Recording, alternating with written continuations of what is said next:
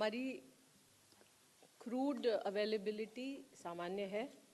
Refineries उच्चतम capacity पर operate कर रही हैं। Domestic LPG production has increased by 40%।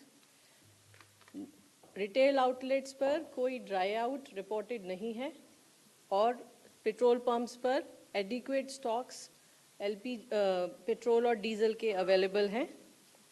Natural gas के संबंध में जैसा कि आप जानते हैं, पीएनजी और CNG for transport 100% without any cut consumers को अवेलेबल कराया जा रहा है। इसी संदर्भ में आप सबके द्वारा हम लोगों की एक अपील है कि जहां पर भी LPG consumers, commercial consumers PNG पर शिफ्ट हो सकते हैं और वहां पर सीजीडी नेटवर्क अवेलेबल है, वहां पर उन सभी लोगों से प्रार्थना है कि वो शिफ्ट हों।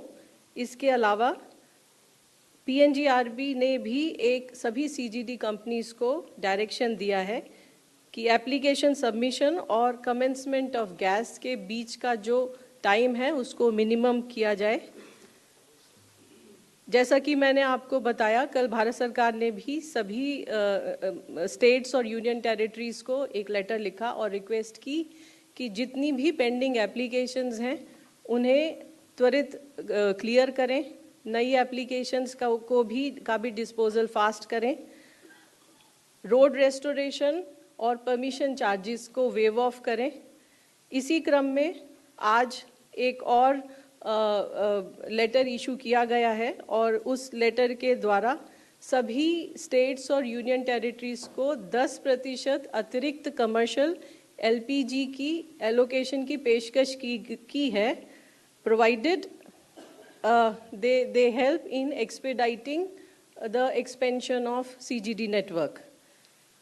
इसके अंतर्गत मैं आपको बताना चाहूँगी कि 1% एडिशनल एलोकेशन दिया जाएगा अगर स्टेट और डिस्ट्रिक्ट लेवल कमिटीज़ का कॉन्स्टिट्यूशन हो for the approval of CGD applications और उन ग्रीवांस को रिजॉल्व किया जाए। 2% अतिरिक्त एलोकेशन दिए जाने की बात है अगर डीम्ड सीजीडी परमिशंस दी जाएं तो। इसके अलावा 3% एडिशनल एलोकेशन दिया जाएगा अगर स्टेट के द्वारा डिग एंड रेस्टोर स्कीम का इंट्रोडक्शन किया जाए। इसके अलावा 4% additional allocation for reducing the annual rents and lease charges.